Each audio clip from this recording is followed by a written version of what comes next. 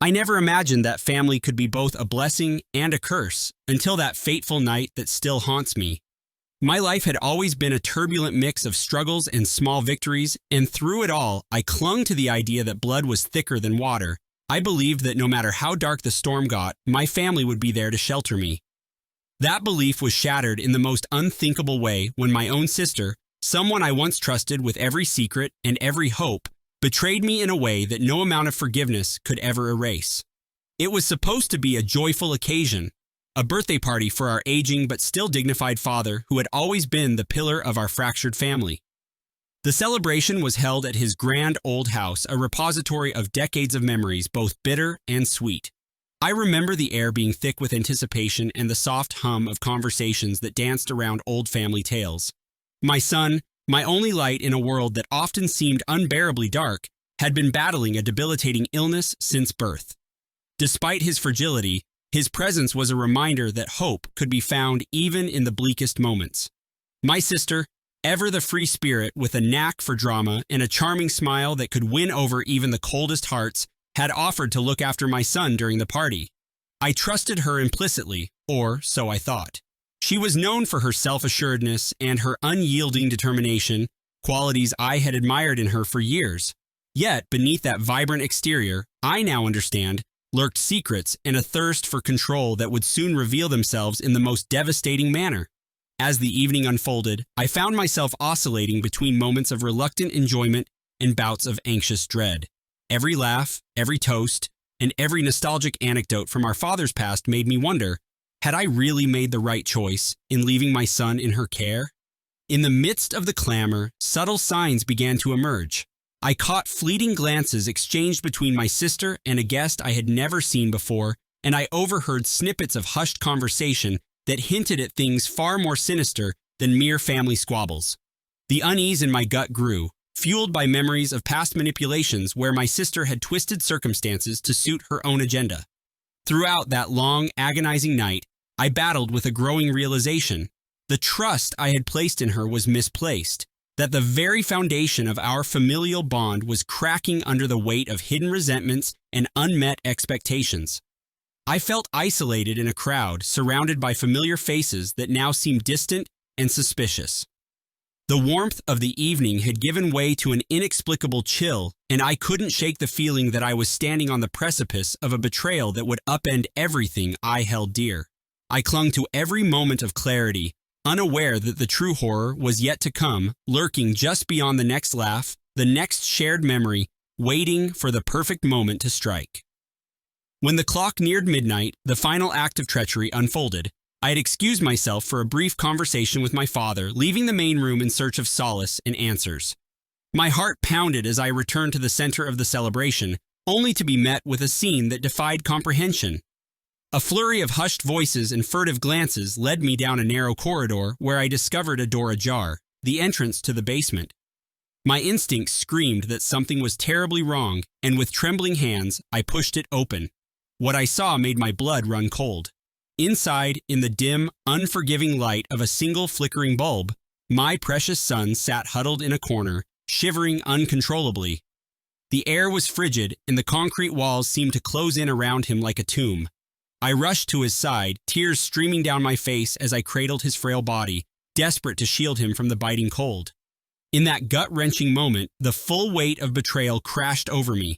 My sister had locked him away, exposing him to the icy grip of a freezing basement while the party roared obliviously above.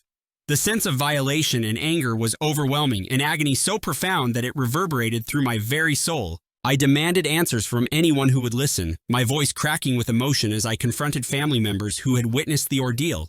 Rumors had been swirling all night, but none had the courage to confirm what I had seen. As the initial shock subsided and the chaos of the night began to settle, whispers of disbelief turned into murmurs of outrage. I felt utterly alone in my pain, betrayed not only by my sister, but by a family that had, in its complacency, allowed such cruelty to unfold. In the days that followed, the aftermath of that horrific night rippled through our lives like a tidal wave. Our father, a man of principle and quiet strength, was incensed by the callous act. The trust he had once placed in my sister was now irrevocably shattered.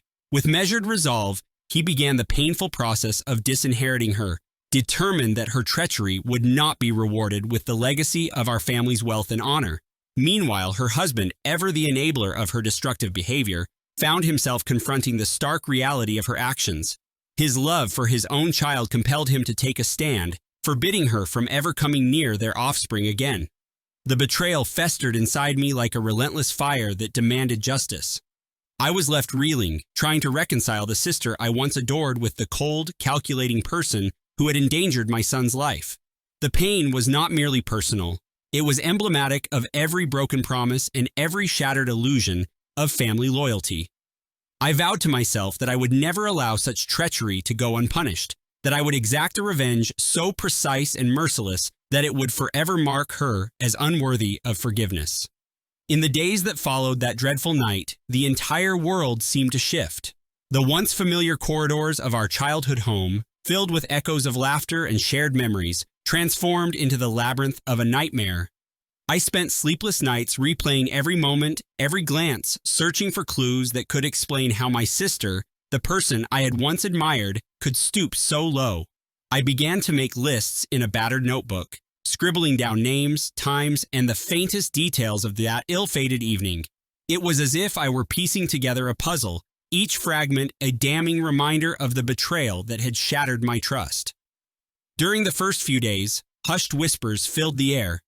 Relatives who had once confided in me now avoided eye contact. I was inundated with calls from distant cousins and old family friends, all expressing shock and disbelief. They demanded to know why I hadn't immediately involved the authorities, and I could only reply that I was still reeling from the enormity of what had transpired.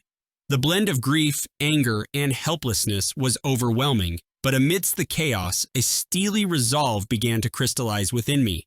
I refused to remain a victim. I would become the instrument of her reckoning. I started re-examining every conversation, every seemingly insignificant remark she'd ever made. The subtle signs of manipulation, the quiet control she wielded over those around her, suddenly aligned into a horrifying portrait of a woman capable of unspeakable cruelty. Memories from childhood, the petty jealousies, the moments when she relished in the misfortunes of others, took on a new, chilling significance. It became clear that her actions that night were not a spontaneous lapse, but part of a long, dark pattern of behavior hidden in plain sight. Determined to find closure, I sought out those who had witnessed that accursed evening. I arranged discreet meetings with family members willing to speak, carefully avoiding those still under her sway. One elderly aunt, her eyes clouded with sorrow yet burning with resolve, confided that she had seen my sister slip away repeatedly during the party.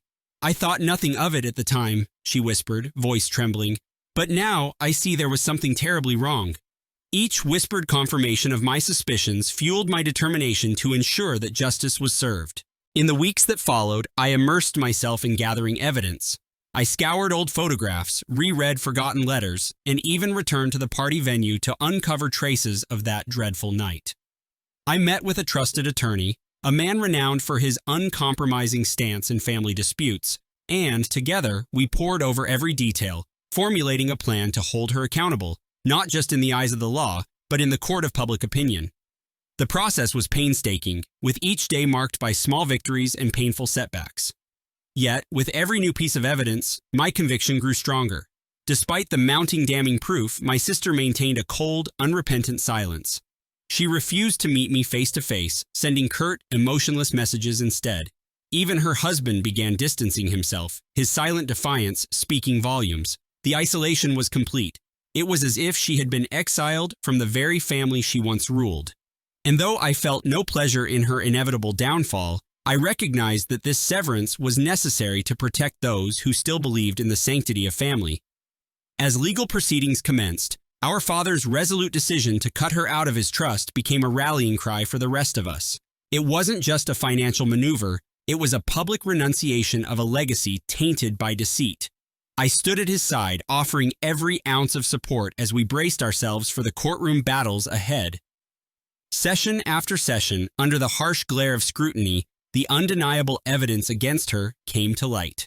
When the judge finally delivered the verdict on a bitterly cold afternoon, recounting every heart-wrenching detail with a measured gravity, My sister sat motionless, her eyes void of the defiant spark she once possessed.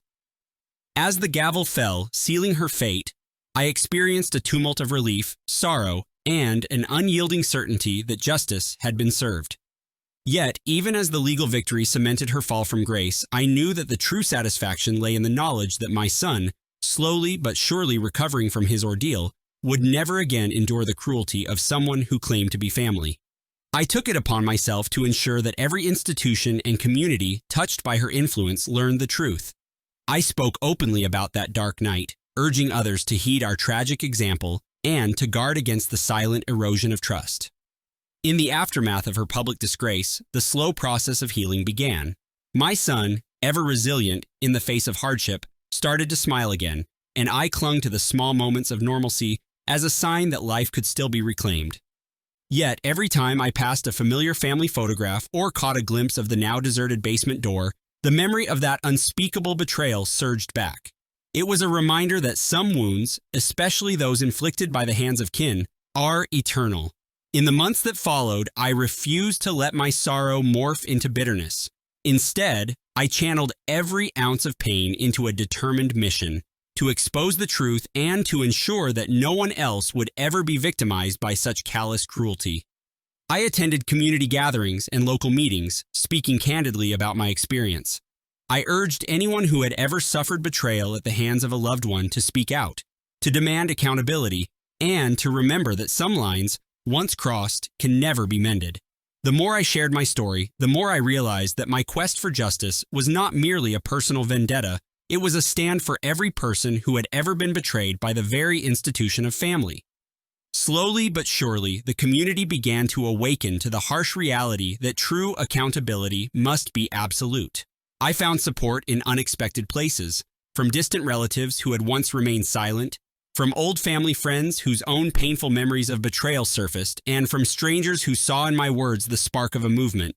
Every testimony, every shared memory of abuse and deception reinforced the truth that forgiveness was not an option when the safety of the innocent was at stake. Even now, as I sit in the quiet of my home reflecting on that long, torturous journey, I know that my revenge was not born of a desire for mindless cruelty, but of an unwavering commitment to protect those I love. I have learned that true retribution is measured not by the fury of the moment, but by the lasting impact of decisive, calculated action. My sister's fate, sealed by our father's disinheritance, her husband's resolute distancing, and the public unmasking of her deeds, stands as an eternal reminder that betrayal is a sin that can never be forgiven.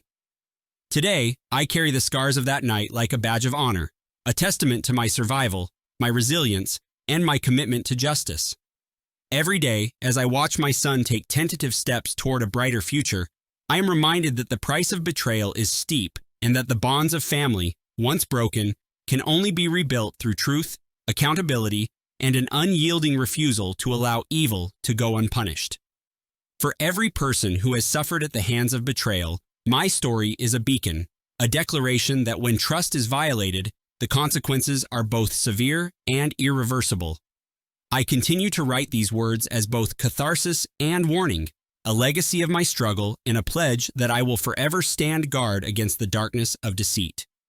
No matter how much time passes, the memory of that freezing basement and the cold act of betrayal will never fade. They have become an inseparable part of who I am, a reminder that the pursuit of justice is a lifelong journey, one that demands vigilance, strength, and the courage to face even the most painful truths. This is my story, a chronicle of pain, betrayal, and the relentless pursuit of justice. It is not a tale of forgiveness, but one of measured, unyielding retribution. And as I forge ahead, I do so with the certainty that while wounds may never fully heal, the resolve to protect the innocent and punish the unrepentant must burn brighter than ever. For in the end, it is only through such uncompromising dedication that we can hope to build a future where betrayal is met with the full and final weight of justice.